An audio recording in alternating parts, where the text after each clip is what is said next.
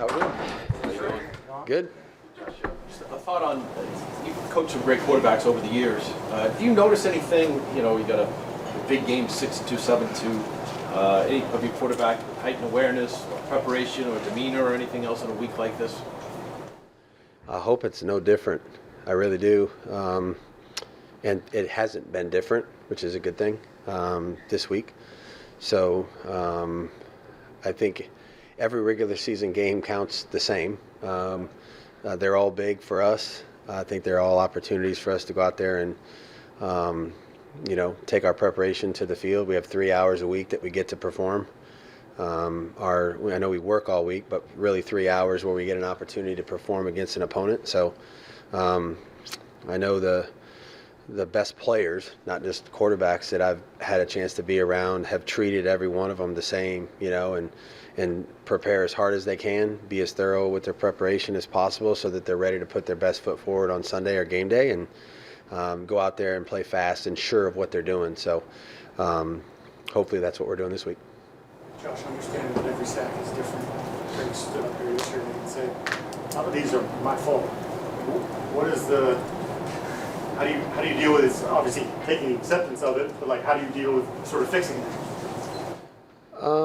I don't know that fixing is the right phraseology, honestly. I think this is kind of a complicated solution. None of us want to go backwards, least of all him.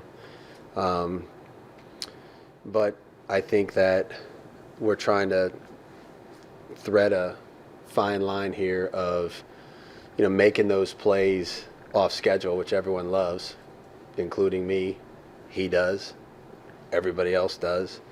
And then doing something where we hang on to it a little longer than maybe we could, and then incur a negative play or a turnover, which we don't want to. Obviously, we don't want to do those either. So, I think generally speaking, our pass protection has been pretty sound, and I also think that he's made some really good plays with his legs and extended some things and made some good pass plays by extending the plays. So I don't think we want to overcoach that and take that away from him, which we're not doing. I think as a young player who's going to continue to learn, hopefully we'll eventually find that real sweet spot where it's like, I have a great feeling for this. I don't feel like there's something there, but I also don't think there's a great opening for me to extend it and then making some decisions to do something else with the ball. So it's a hard thing to simulate in practice when you don't let anybody go and hit the quarterback, when he's wearing a red jersey and you don't want anybody around his throwing hand. It's not as easy to practice as you wish it was. And me and Ashton running at him, with practice dummies doesn't necessarily do the trick. So I think he's very well aware of his role in pass protection in general and what he wants to do. But I think each situation is different, Like I said, he's never trying to do the wrong thing, which we'll start with that. I love the way he plays. We're going to try to avoid negative situations the best we can. And again, like I said, I think our pass protection, for the most part, has been good, and then we're going to have to live with a few of those here and there if we're going to be excited about the other ones. When it comes to, him going through reads, because he's so athletic and mobile, is it 1, 2 and go, or is there sort of a line there that you guys coach in terms of how long you would like him to kind of progress through a read on a given play? I think it depends on the play. Some reads are a little quicker than others, but what's the depth of the route? Have we added anything to the protection? We have some things where we add people into the protection, which gives us a little bit more time. The routes might be a little longer developing. So I think each play is a little different in that regard. I think how he feels about the pocket, what he feels in front of him, because you never want him to be staring at it and looking at it. So that's a feel thing for a QB whose eyes are down the field, which his are. So I think some plays are a little quicker, some plays aren't. And part of every play is the actual feeling of the rush. If you feel it and you have to move and slide and you feel threatened, then maybe your read is over. If you move and slide and you slide into a comfortable spot in the pocket, then you continue your read. So it's not as easy as saying it's this is this and this is that. It's a hard thing to make a cookie cutter read for the quarterback. So again, I think generally speaking, he's done a really nice job of going through his progressions and doing the right things. And like I said, we'll continue to work on trying to make them all the right way, knowing that it's an imperfect situation. Josh, on Kyle Williams, just what have you seen from him in practice, and what does he have to do to make a bigger impact in the second half here? I think Kyle's doing a lot of really good things, and he's a young player who's, come in, and he's, some of the guys that have been in front of him have really done a nice job, So I think that's part of the role of a young player who's trying to progress is, you wait your turn, you get your opportunities, and then, hopefully you make some plays and you continue to earn more. So practice is hard every day. He's out there every day, which is an important part for a young player to develop. He knows what to do. He's played multiple spots.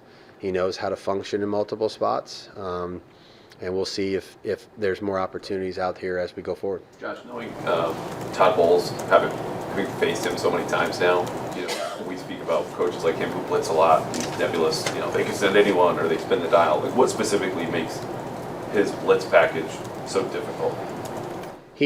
I think people will say, like what you just mentioned, it's kind of exotic and unconventional, but it's so well scouted and there's a purpose for what he does. I have a great deal of respect for Todd and what he's done. I don't know how many times it is we've competed against each other, but it's a lot, and none of them are easy. You're exhausted at the end of the game. There's a challenge to the way you enter the game, and then all of a sudden the game takes on a different reality. There's been games where he's blitzed us endlessly, and then there's been other games where it's been a little bit more tempered, but there's always a reason for it, which, like I said, I've been so impressed with. And if he finds something that's an issue, he's going to make it an issue as long as he can. So this defense is physical, sound, athletic, fast, disruptive, connected, like most of Todd's defenses have always been. So great players throughout the defense that have all made really big plays, impactful plays for him. And then the scheme, you top it off with the scheme is very challenging. So on the road, great challenge ahead of us. Looking forward to continuing our preparation here and being ready to go for Sunday for a big one. Josh, regarding the strain that defense puts on you, specifically the quarterback and the center, when it comes to adjusting protection calls, how do you describe the challenge they face with Todd? Yeah, it's up there with the most you're going to see. There's no doubt. We just got done playing against Jeff's defense, and that was tough. And then here we go, a different style, but very much the same personality in terms of, aggressive, trying to find a weakness if they can, an opportunity to create a negative play, opportunity to create forced turnovers, those kind of things on defense. On the road, that certainly makes it a little bit more challenging. I think our guys have responded pretty decent playing on the road with noise in some difficult environments so far this year.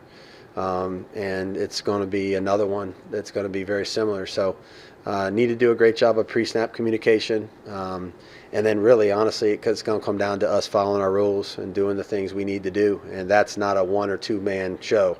Everybody's got to have a job to do, and we all got to be tied together and connected on it. And I'm sure they're going to challenge us in that regard, and we're going to need to answer the challenge with our execution. How do you feel the running backs, not named Ramondre, have been doing in terms of blitz pickup of late? Obviously, Travion being one and Terrell. They've done a nice job with their opportunities. Blitz pickup is not a win or lose proposition. Blitz pickup sometimes is you as the blitzer is getting nearer the quarterback, you have to give him enough time to get the ball off. And So if your guy's not sacking the quarterback or hitting the quarterback on a regular basis, to me, that's a positive play for us. Okay, I mean, running backs have to do it, when they're called upon, but it's not something that they practice every single day, all day, like linemen do and those kind of things. So, I don't look at it in terms of, well, this was a bad day for them in blitz pickup, or this was a missed, opportunity. You just look at it in terms of their technique and fundamentals, which have generally been decent and are improving for two young players. All right, that's not something that naturally you come out of college and everything's perfect. So they're both improving in terms of where their hands are, how they need to fit it. The blitzers are different. This week's a huge challenge because of how physical they are. But sometimes losing slow is what you need to do, and just giving the quarterback enough time. So we've had some really, really good backs here that have pass protected well for a long time that lost slow and died. Dante Scarnecchia used to say that if you're going to die slow. Give them enough time to get it off. So, that's part of every blitz pickup scenario. So can't die too slow, all right, and certainly not die quick. But I'm encouraged with what we're doing, like where their eyes are at, because that's how it starts. If you're looking at the right thing, you have a chance to block it. And hopefully we'll continue to improve as we go through the season. Thanks, Josh. Yep, thank you.